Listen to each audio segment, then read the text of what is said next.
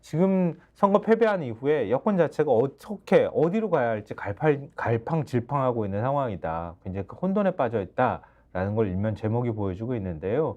아까 김민하 평론가가 얘기했던 거에 연장선이 될 만한 얘기인 것 같은데 원래 준비했던 건 아니지만 그 아래 하단의 기사 보시면 임계점 보여준 민심, 국정운영 비상사태로 본 것 이렇게 코멘트를 좀 달아놨는데요. 기사 아마 보이실 거예요. 방금 전에 얘기했던 것처럼 왜 저러지? 도대체 이해가 도무지 되질 않아. 근데 이번에 확실하게 심판은 했어. 근데 뭔가 좀 모자라. 아니 192석을 범야권에 주고도 야 이거 조금 더 줬어야 되는 거 아닌가 이런 생각을 하거나 한쪽에서는 서늘하긴 했지만 그게 또 납득이 안 가는 거 아닌 것 같은 희한한 상황이 지금 벌어지고 있는 거예요.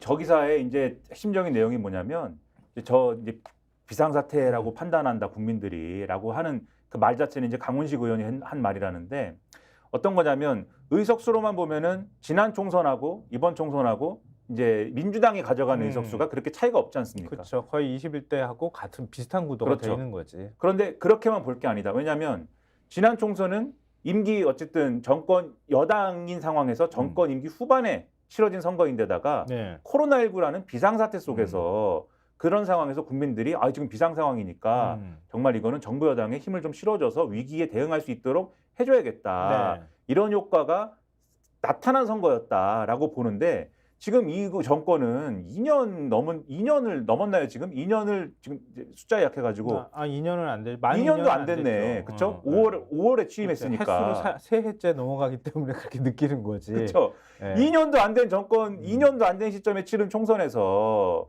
이렇게 의석을 몰아줬다는 거는 임기 후반부 코로나19 상황에 비한 그 정도에 비견되는 어떤 비상 상황이다라고 국민들이 인식을 했기 때문에 그래서 의석을 이렇게 몰아줬다고 볼 수밖에 없는 거여서 그 차이는 엄청난 거다라고 지금 해석을 하더라. 이런 얘기입니다. 이게. 그러니까 왜 비상이 됐냐고요.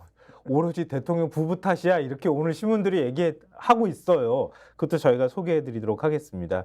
일단 뉴스를 통해서 많은 분들이 사의표명 줄줄이 했다고 하는 사실은 다 알고 계실 거예요.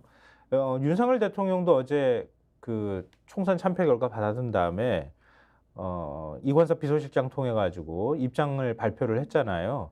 총선에서 나타난 국민의 뜻을 겸허히 받들어 국정을 쇄신하고 경제와 민생 안정을 위해 최선을 다하겠다라고 말했다고 대통령 비서실장이 전해하고 있습니다. 이게 56글자더라고요. 이 딱 56글자를 얼굴도 안 내밀고 입장을 발표하는 게 이게 맞는가 여기에 대한 비판적인 여론도 상당히 많은데요. 근데 오늘 뭐 저희가 얘기할 주제는 이거는 아니기 때문에 이후에 얘기를 하면서 계속 좀 저희가 첨언을 하도록 하고요. 그리고 그 입장 발표가 나온 지 20분 정도 지나서 오전 11시에 한동훈 비상대책위원장이 당사에서 기자회견을 열었죠. 국민의 뜻을 준엄하게 받아들이고 저부터 깊이 반성한다. 선거 결과에 대한 모든 책임을 지고 비대위원장직에서 물러난다. 이렇게 밝힌 거고요. 이게 뭐 법무부 장관 그만두고 지난해 12월 26일 비대위원장으로 취임한 지 107일 만에 이제 한동훈 위원장이 하차를 한 셈이 된 겁니다. 그리고 대통령실과 정부 여당 지휘부가 총선 패배 직후 일괄 사의를 지금 표명을 했다고 볼 수가 있는데요. 그러니까 수석 대변인, 그러니까 장동영 사무총장과 박정아 수석 대변인 등 주요 당직자들도 지금 사퇴를 다 한 상황이고요. 대통령실 참모들도 사의 표명을 했다 지금 알려지고 있다는 소식을 한겨레 신문이 일면에서 쭉 전하고 있습니다.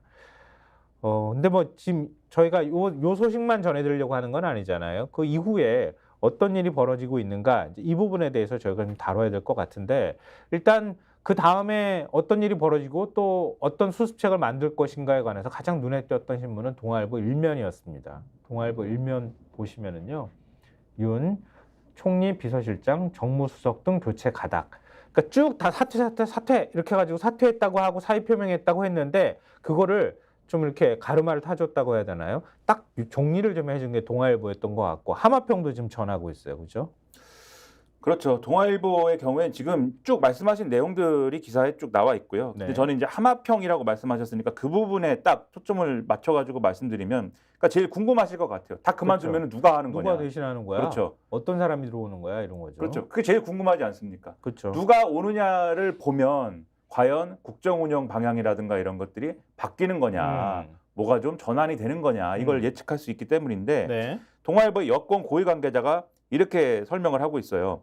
윤 대통령이 한덕수 총리의 사의를 수용할 것으로 안다. 이 얘기 무슨 얘기냐면 지금 사의를 표명하긴 했지만 대통령이 사의를 수용하는 거냐는 또 별개의 문제거든요. 그러니까 선택적으로 그렇죠. 수용할 수 있는 거잖아요. 네. 그런데 그럼 총리는 바뀌는 겁니까? 라고 물어보면 바뀐다라고 이제 얘기를 하는 거고 그러면 후임 총리는 누구냐가 중요한데 김한길 국민통합위원장과 국민의힘 주호영 권영세 의원, 김병준 사랑의 열매 사회복지 공동모금회장 등이 물망에 오르내린다. 이렇게 되어 있습니다. 아 근데 뭐 무슨 정가의 보도야? 뭐 어디나 어느 자리나 뭐 얘기 나올 때마다 똑같이 이런 이름이 나와. 이게 진짜 맞긴 한 거예요. 그러니까 말이에요. 그리고 여기서 또 핵심적인 문제가 사실 뭐 뒤에도 좀 말씀드리겠지만 여기 이렇게 써 있어요. 국무총리의 경우 여소야대 상황에서 야당이 반대하면 후보자 임명 동의안이 맞아요. 국회에서 부결될 수 있는 만큼 신중히 접근한다는 방침으로 알려졌다. 이렇게 돼 있는데 이미 이름이 뭐 이렇게 나왔는데 이름들을 보면은 전혀 무슨 뭐 이 국정의 어떤 방향의 전환이나 이런 것들을 예고하는 이름들이 아니지 않습니까? 다 윤석열 대통령이 아끼고 사랑하는 윤석열 대통령과 가까운 사람들이잖아요. 네. 이게 김한길, 권영세, 김병준 다 윤석열 대통령하고 지금까지 가깝다고 알려진 사람들이고 그렇죠. 특히 네. 김한길, 김병준은 계속 김한길 위원장은 지금도 국민통합위원장 하면서 아니 뭐 여당 비대위원장으로도 거명이 되고 그렇죠. 또 뭐야? 또 뭘로 또 거명됐더라? 그 때가 무슨 뭐 때만 되면은 하여튼 아 혁신위원장도 거론이 그렇죠. 되고 때만 되면 네. 김한길 역할론이 나오는 그런 분인데가 김병준 이 직책도 길어요. 사랑의 열매 사회복지 공동모금회장 아 거기로 가셨어요 요즘에? 그런가 봐요. 네. 뭐 정경련에 가 있지 않았어? 거기서는 이제 이상하다고 나왔고 뭘 이렇게 많이 다녀? 이분의 경우에도 이분이 이제 그렇게 이제 와인을 많이 마셨다고 이 윤석열 대통령하고 네, 그런 보도들이 있었는데 그러니까 이분도 이렇게 미들맨이다 이런 건데 이분들이 단지 민주당 출신이란 민주당의 한때 민주당 정부 그치. 또는 민주당에 있었다라는 이유만으로 통합의 상징이 되는 것처럼. 네, 지금의 민주당이 이분들 총리 임명한다고 그러면은 오케이 해주리라고 기대하는 게 이상한 얘기고 특히 김병준 이 회장의 경우에는 박근혜 정권에서도 사실 그 기억나실 거예요. 총리 할 뻔하다가 잘 안 된 뭐 그런 또 아픈 기억도 있는데 아무튼 아무튼 두루두루 성격이 좋은가 봐요.